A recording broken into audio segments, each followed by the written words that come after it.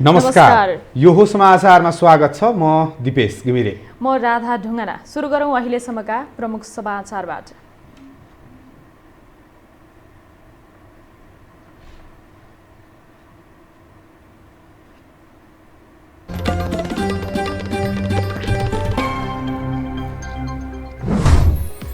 सत्तारूढ नेकपामा फुट र जुटको खेलमा छिमेकी मुलुकको हात रहेको विज्ञको विश्लेषण। स्वार्थबाजिदा समस्या आएको भनाई।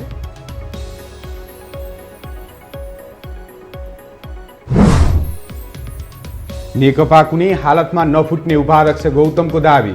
चितवनमा सुरेन्द्र पाण्डे उपस्थित कार्यक्रममा कार्यकर्ताको नाराबाजी।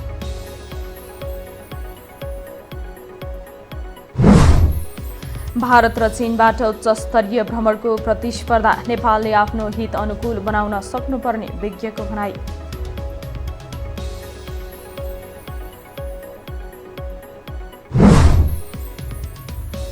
कोरोनाले आज 7 जनाको मृत्यु। 1.5 लाख संक्रमित थपिने सरकारको अनुमान। रोकथामको कामप्रति स्वास्थ्यविद असन्तुष्टि।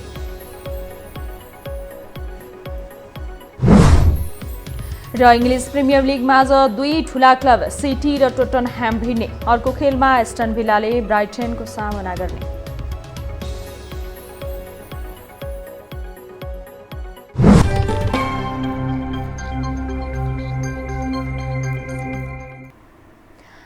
अब समाचार विस्तारमा। सत्तारूढ नेपाल कम्युनिस्ट पार्टी नेकपाको सुलिदो विवाद आन्तरिक शक्ति सङ्घर्ष मात्रै नभएर बाह्य हस्तक्षेपको प्रभाव समेत भएको विश्लेषण गर्न थालिएको छ। आफ्नो रणनीतिक स्वार्थ पूरा गर्न भारत र चीनले नेकपाको घर झगडामा हस्तक्षेप गरेको विश्लेषकको बुझाइ छ। सत्तारूढ नेकपाका शीर्ष नेताहरूको घर झगडालाई पार्टीभित्रको शक्ति सङ्घर्षको प्रभाव बताइए पनि यसमा विदेशी हस्तक्षेपको समेत प्रभाव भएको टिप्पणी गर्न थालिएको छ। नेकपामा विवाद चर्किएको विषय मध्येको एक हो प्रधानमन्त्री केपी शर्मा ओलीद्वारा आफू अनुकूलका व्यक्तिको नियुक्ति। यसमा छिमेकी मुलुकको चासो रहेको विज्ञको बुझाइ छ। आफू अनुकूलका व्यक्ति भएकाले उनीहरू पनि प्रधानमन्त्री ओलीको पक्षमा उभिएको भनाइ छ। र पछिल्लो चोटिमा हाम्रो उत्तरी छिमेकी चीन, जसको खास गरी शान्त कूटनीति भनेर भनिन्थ्यो चीन, त्यसको लागि चिनिएको, उसको पनि अलिकति क्रियाशीलता, त्यो क्रियाशीलता पनि उत्ताउलो क्रियाशीलता हैन। राजदूत नै गएर चाहिँ नि अब नेताहरूलाई घर घरै भेट्दै हिँड्ने, अब त्यसले चर्चामा चाहिँ चिन्ताको विषय चाहिँ छ। यो कसरी आयो भने हामीले हाम्रो आन्तरिक राजनीतिलाई व्यवस्थापन गर्न नसकेपछि विदेशी छिमेकीहरूले अब एउटा त त्यो उहाँहरूको आफ्नै स्वार्थ पनि होला, अर्को हस्तक्षेप पनि होला। विश्लेषकले बताए जस्तै नेकपाको घर झगडामा भारतले उचाल्ने र चिनिया राजदूत आएर मिलाउने क्रम चलिरहेको छ। गत असारमा प्रधानमन्त्रीको राजीनामाको माग भएपछि चुलिएको विवाद चिनिया राजदूतको दौडधुपपछि केही समय थामथुम भएको थियो। भारतको जासुसी संस्था रहका प्रमुखको भ्रमणपछि विवाद पुनः उही लयमा फर्किएको थियो। तर त्यसको केही समयपछि राष्ट्रपति र चिनिया राजदूतको सक्रियतामा गत हप्ता सचिवालय बैठक बसेको थियो। तर यसलाई विदेशी हस्तक्षेपको प्रभाव भन्न नमिल्ने नेताहरूको भनाइ छ। हामीले बाहिर सहायक पक्षलाई दोष दिएर आफ्ना आन्तरिक कमजोरीहरूलाई लुकाउने कुरो त यो उचित हुन्न। त यसले समस्याको हल पनि दिन्न हो। त्यो अलिकति आफ्नो टाउकोबाट केही चिज पर राख्नको लागि होइन, यो त बाह्यबाटै हो। बाहिर चिज खेलिरहेछ भन्ने जान्दै तपाईँ हामी किन खेलिने त? किन हामी त्यो प्रयोग हुने, त्यो प्रवृत्तिसँग किन हामी जुझ्न नसक्ने संयुक्त भएर? आन्तरिक मामिलामा विदेशीको हस्तक्षेप तथा प्रभावमा परेर व्यक्तिगत र दलीय स्वार्थमा राष्ट्रिय अभिभारा नै बिर्सिएका नेतादेखि नागरिक आजित भइसकेका छन्। तर पनि विदेशीको दबाव र प्रभावमा परेर राष्ट्रघात गर्न भने उनीहरू पछि पर्दैनन्। यो हो टेलिभिजनका लागि क्यामेरामा शिरश्रेष्ठका साथ कान्ति न्यौपाने, काठमाडौँ। सत्तारूढ नेकपाका उपाध्यक्ष वामदेव गौतमले पार्टी कुनै हालतमा नफुट्ने प्रतिक्रिया दिनुभएको छ। दाङको तुलसीपुर उपमहानगरपालिकाले आज गरेको कार्यक्रममा उपाध्यक्ष गौतमले पार्टीको केही आन्तरिक समस्या समाधान गर्न निरन्तर पहल गरिरहेको बताउनु भएको हो। पार्टी एकताका क्रममा देखिएका केही विषय तत्काल समाधान नगर्दा अहिले समस्या आएको तर्क गर्नुभयो। पार्टी एकता देखिएको देख्न चाहन्छ, त्यसबाट उहाँहरूले नै भनिरहनु भएको छ यस्तो भइसकेपछि पार्टी फुट्छ होला भनेर भन्ने। अहिले चाहिँ हाम्रो बिचमा पार्टी फुट्छ भन्ने छैन, त्यस्तो होइन। हामी सँगै बसेर छलफल गर्ने र समस्या समाधान गर्ने कोसिसमा छौँ, केही पनि होइन भन्ने होइन। उपाध्यक्ष गौतमले दुई अध्यक्षले बैठकको कार्यसूची तय गर्ने र त्यसैका आधारमा सचिवालय, स्थायी कमिटी र केन्द्रीय कमिटीको बैठक बस्ने बताउनुभयो। फरक विचार राख्नाले पार्टी झनै चलायमान र सुदृढ बन्ने उहाँको भनाइ छ।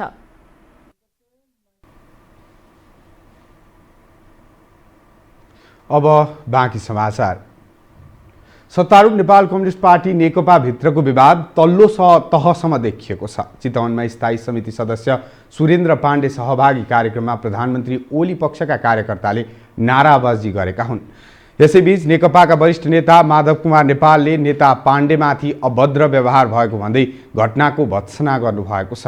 विज्ञप्ति जारी गर्दै नेता नेपालले यस्तो कार्य जोसुकैले गरेको भए पनि लोकतान्त्रिक कम्युनिस्ट पार्टीका लागि अशोभनीय र लज्जास्पद भएको बताउनु भएको छ।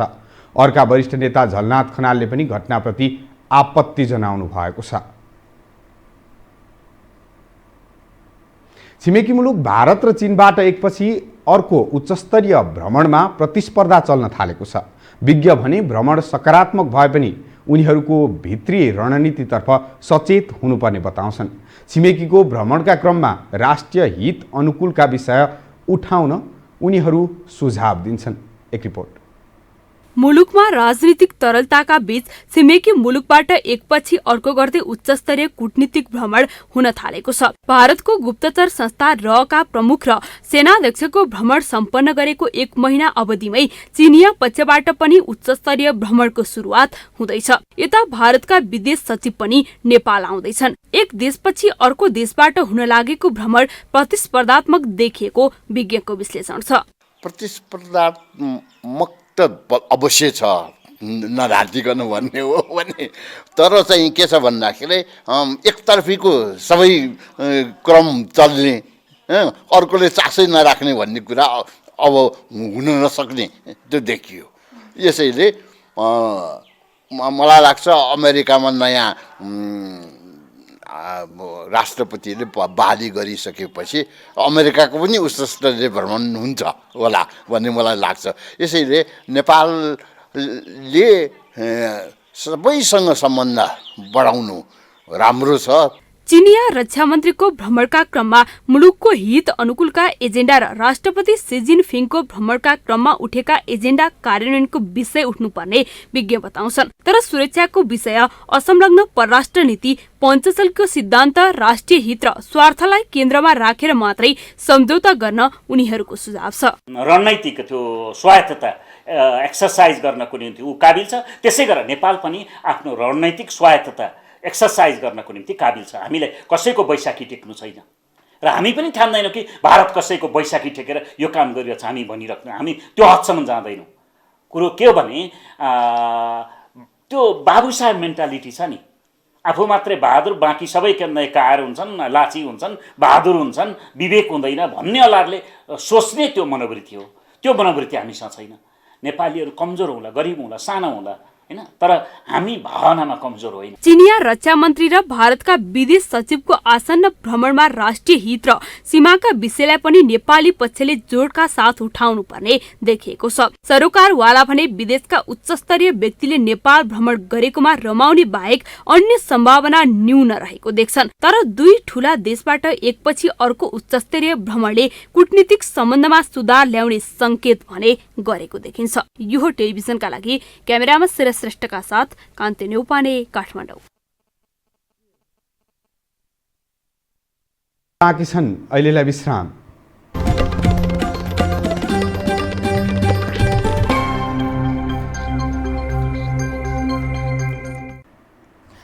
विश्रामपछि स्वागत छ। अब बाँकी समाचार। कोरोना संक्रमणले नेपालमा थप 7 जनाको मृत्यु भएको छ। यससँगै संक्रमणका कारण मृत्यु हुनेको संख्या 1305 पुगेको छ। त्यस्तै पछिल्लो 24 घण्टामा 1674 जनामा कोरोना पुष्टि भएको छ। यससँगै हालसम्म कुल संक्रमितको संख्या 2,18,639 पुगेको छ। त्यस्तै हाल सक्रिय संक्रमितको संख्या 24,009 छ। स्वास्थ्य तथा जनसङ्ख्या मन्त्रालयका अनुसार आज देशभर 2323 जना संक्रमण मुक्त भएका छन्। यससँगै कोरोना मुक्त हुनेहरूको कुल संख्या 1,93,325 पुगेको छ। मन्त्रालयको तथ्याङ्क अनुसार 24 घण्टाभित्र देशभरका विभिन्न प्रयोगशालामा 8,144 नमुना परीक्षण भएको छ। काठमाडौँ महानगरपालिकाले भोलिदेखि निशुल्क पीसीआर परीक्षणका लागि स्वाब सङ्कलन गर्ने भएको छ। नेपाल सरकारले तोकेको मापदण्डमा पर्ने व्यक्तिहरूको निशुल्क पीसीआर परीक्षण गर्नका लागि महानगरले स्वाब सङ्कलन सुरु गर्न लागेको हो। महानगरपालिकाका प्रमुख विद्यासुन्दर साक्यले कन्ट्याक्ट ट्रेसिङमा परेका अशक्त र ज्येष्ठ नागरिकको पीसीआर परीक्षणका लागि स्वाब सङ्कलन गर्न लागेको जानकारी दिनुभयो।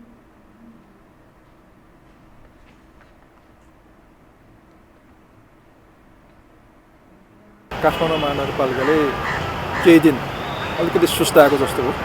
पुनः एकचोटि भोलिदेखि कन्ट्याक्ट ट्रेसिङ र पीसीआर टेस्ट निःशुल्क गराउने गरी अगाडि बढाउँछौँ र नेपाल सरकारले तोकेको मापदण्ड पुगेकालाई मात्र हामीले निःशुल्क गराउँछौँ।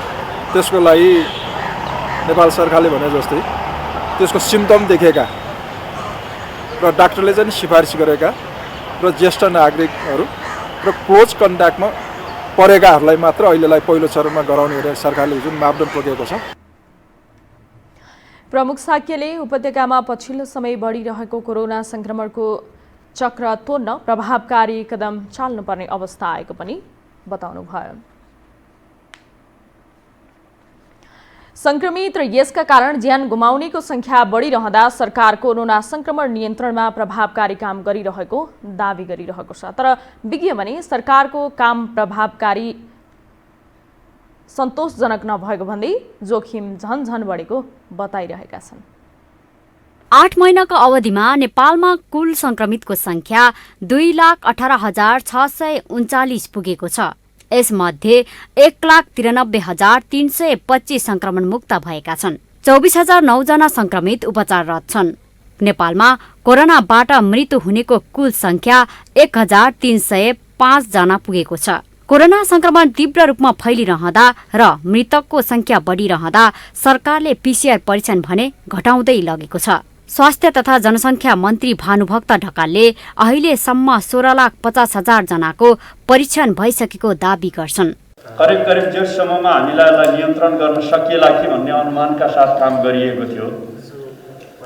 हिजोको दिनसम्म आइपुग्दा हामीले 16,50,000 पीसीआर टेस्ट मात्रै गरेका छौँ र अहिले हामी 2% टेस्टको कुरा होइन, जनसङ्ख्याको 2% मात्रै संक्रमित हुने अवस्थामा रह्यो भने त्यो एउटा ठुलो उपलब्धिपूर्ण होला कि भन्ने ठाउँमा हामी पुगेका छौँ।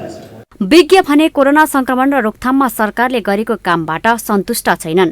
पीसीआर परीक्षण घटाउनु, कन्ट्र्याक्ट ट्रेसिङमा ध्यान नदिनु जस्ता लापरवाहीका कारण संक्रमण बढ्ने र स्थिति भयावह हुने उनीहरूको दावी छ।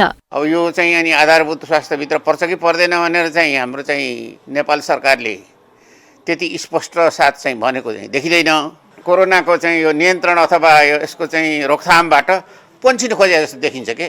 काठमाडौँ महानगरपालिकाले एउटा पनि पीसीआर मेसिन राख्नलाई उसले चाहिँ अनि चाहिँ यो सान्दर्भिक ठानेन। हेर्नुहोस्, नेपालमा अबको 4 महिनामा करिब 1,48,000 संक्रमित थपिने अनुमान गरिएको छ। सरकार मुलुकमा उपलब्ध स्रोत र साधनको प्रयोग गरी परीक्षण र उपचार गरिरहेको दावी गरिरहेको छ।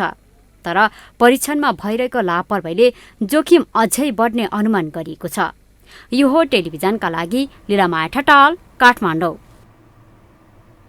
अब बाँकी समाचार। राष्ट्रिय सभाका अध्यक्ष गणेश प्रसाद तिमल सिन्हाले घर घरमा पुगेर कोरोना संक्रमण सम्बन्धी जनचेतना फैलाउने जिम्मेवारी जनप्रतिनिधिहरूको भएको बताउनु भएको छ।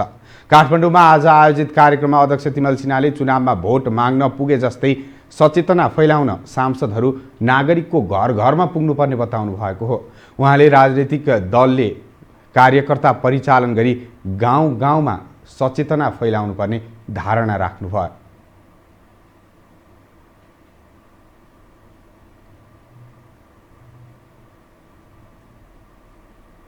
तपाईँ हामीले विनम्रपूर्वक हात जोडेर हाम्रा मतदातालाई घर घरमा गएर अहिले दूरी कायम गर्दै नमस्कार गर्दै नजिक नआउनुहोस्, म धेरै डुलेको छु, मसँग कोभिड हुन सक्छ थाहा छैन, त्यसकारण अलि परे बस्नुहोस्, अब भिडभाड नगर्नुहोस्, मेला पाता जाँदा, बजार जाँदा, हाट बजार जाँदा, तरकारी किन्दा, कहीँ पसलहरूमा जाँदा या अस्पतालमा जाँदा कहीँ पनि दूरी कायम गरिदिनुहोस्, या गाडी चढ्दा पनि भिडभाड नगर्नुहोस् भनेर यदि हामी जनताको घर दैलो अभियान गऱ्यौँ भने उहाँहरू सतर्क हुनुहुन्छ र यसले न्यूनीकरण गर्न यही मात्रै राम्रो उपाय। कार्यक्रममा स्वास्थ्य मन्त्री भानुभक्त ढकालले पछिल्लो परिस्थिति अनुसार कुल जनसङ्ख्याको 2% संक्रमण हुने बताउनुभयो। उहाँले कोरोना संक्रमण र उपचारको विषयमा नागरिक सचेत भएका कारण सरकारलाई काम गर्न सहज भएको बताउनु भएको थियो।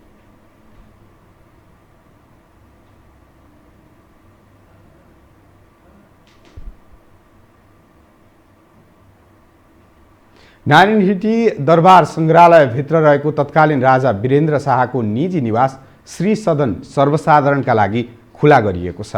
संस्कृति, पर्यटन तथा नागरिक उड्डयन मन्त्री योगेश भट्टराईले आज औपचारिक रूपमा सुरुवात गरेसँगै भोलिदेखि श्री सदन सर्वसाधारणका लागि खुल्ला हुनेछ। मन्त्री भट्टराईले नेपाली इतिहासमा 240 वर्षे इतिहासको नमुनाको रूपमा श्री सदनको संरक्षण गर्ने बताउनुभयो।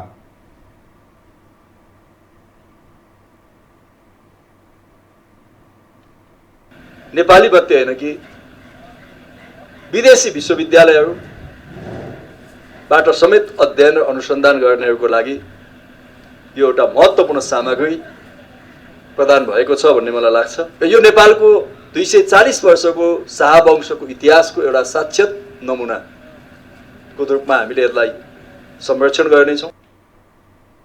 नारायणहिटी दरबार सङ्ग्रहालय विकास समितिका कार्यकारी निर्देशक भेषनारायण दाहालले अहिलेसम्म 52 कक्षमध्ये 32वटा मात्रै खुला भएको बताउनु भयो।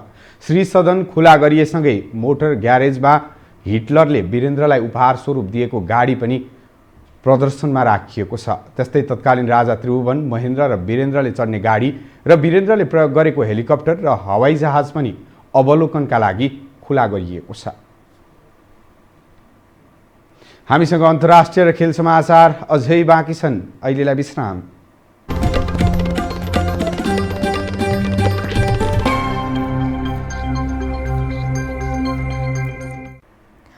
विश्रामपछि स्वागत छ। अब पालो अन्तर्राष्ट्रिय समाचारको।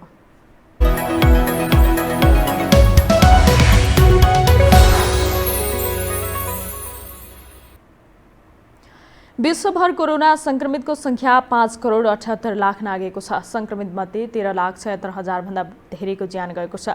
गएको 24 घण्टामा विश्वमा 6,54,368 जना नयाँ संक्रमित भेटिएका छन्। यही अवधिमा 11,000 भन्दा धेरैको ज्यान गएको छ।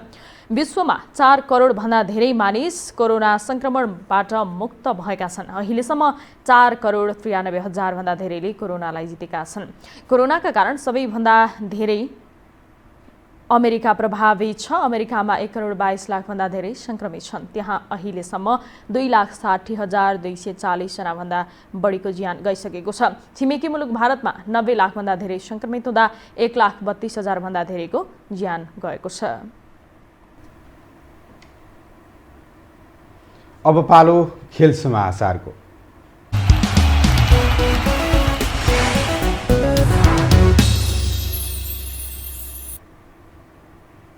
छैटौं संस्करणको नेपालगञ्ज म्याराथनको उपाधि एपीएफ क्लबका गोपी चन्द्र पार्कीले जितेका छन्। नेपालगञ्जमा आज भएको म्याराथनमा त्रिभुवन आर्मी क्लबका कृष्ण बस्नेतलाई पछि पार्दै गोपीले उपाधि जितेका हुन्। उपाधि जित्ने क्रममा गोपीले निर्धारित दूरी 2 घण्टा 18 मिनेट 59 सेकेन्डमा पूरा गरे। दोस्रो भएका कृष्णले 2 घण्टा 20 मिनेट 49 सेकेन्डको समय निकाले। आर्मीकै खगेन्द्र भाट 2 घण्टा 27 मिनेट 28 सेकेन्डको समय निकाल्दै तेस्रो भए। उपाधिसँगै गोपी आगामी वर्ष जापानमा आयोजना हुने टोकियो ओलम्पिक खेलकुदका लागि छनौट समेत भएका छन्। गोपी नेपालमा आयोजना भएको 13औं संस्करण 13औं सागका स्वर्ण विजेता खेलाडी समेत हुन्। त्यस्तै महिला हाफ म्याराथनको उपाधि एपीएफ की पुष्पा भण्डारीले जितिन्। निर्धारित दूरी 1 घण्टा 26 मिनट 54 सेकेन्डमा पूरा गर्दै पुष्पाले उपाधि हात पारेकी हुन्। इङ्ग्लिस प्रिमियर लिग फुटबलमा आज 2 ठूला क्लब म्यान्चेस्टर सिटी र टोटेनह्याम बीच प्रतिस्पर्धा हुँदैछ। इन्टरनेसनल ब्रेक पछिको पहिलो खेलमा सिटीले टोटेनह्यामसँग खेल्न लागेको हो। टोटेनह्यामको मैदानमा हुने खेल नेपाली समयअनुसार राति 11:15 बजे सुरु हुनेछ। टोटेनह्यामको मैदानमा सिटी जित निकाल्ने योजनामा हुनेछ। यस सिजन उत्कृष्ट प्रदर्शन गर्न असफल सिटी लिगको 10औं स्थानमा रहेको छ। सिटीले 7 खेलमा 12 अङ्क मात्र जोडेको छ, तर टोटेनह्यामलाई हराएर सिटी अङ्क तालिका सुधार गर्न चाहन्छ। बलियो टोटेनह्याम विरुद्ध जित निकाल्न सिटीलाई सहज भने हुने छैन। घरेलु मैदानमा टोटेनह्याम सिटीलाई हराएर शीर्ष स्थानमा उक्लन चाहन्छ। त्यस्तै चेल्सीले न्युक्यासल युनाइटेडसँग आजै राति प्रतिस्पर्धा गर्दैछ। म्यान्चेस्टर युनाइटेडले वेस्ट ब्रुमसँग घरेलु मैदानमा खेल्नेछ। अर्को खेलमा एस्टन भिल्लाले ब्राइटनसँग प्रतिस्पर्धा गर्नेछ। खेल समाचारसँगै हामी यो समाचारको अन्त्यमा आइपुगेका छौँ। जाँदा जाँदै प्रमुख समाचार पुनः एकपटक।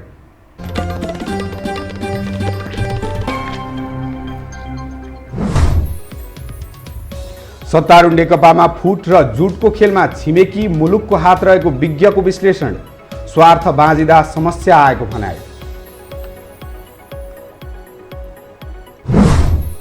नेकपा कुनै हालतमा नफुट्ने उपाध्यक्ष गौतमको दावी। चितवनमा सुरेन्द्र पाण्डे उपस्थित कार्यक्रममा कार्यकर्ताको नाराबाजी।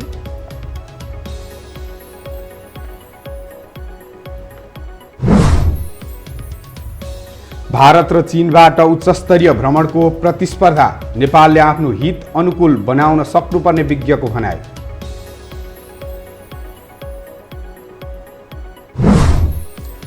कोरोनाले आज 7 जनाको मृत्यु, 1.5 लाख संक्रमित थपिने सरकारको अनुमान। रोकथामको कामप्रति स्वास्थ्यविद असन्तुष्ट।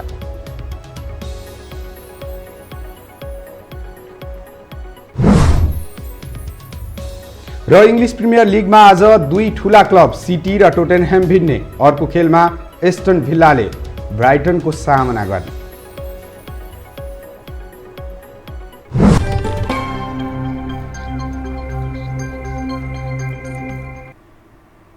हवस् त यो समाचार सकियो। समाचार बुलेटिनका साथै यो टेलिभिजनका सम्पूर्ण कार्यक्रम yohoTelevision.com, yohoखबर.com, युट्युब र फेसबुकमा पनि पढ्न र हेर्न सक्नुहुनेछ। मोबाइलमा योहो टिभी एप डाउनलोड गरी हामीलाई प्रत्यक्ष हेर्न सक्नुहुनेछ। तथ्यसहितको निष्पक्ष समाचारका लागि हेर्दै रहनुहोला योहो टेलिभिजन। नमस्कार।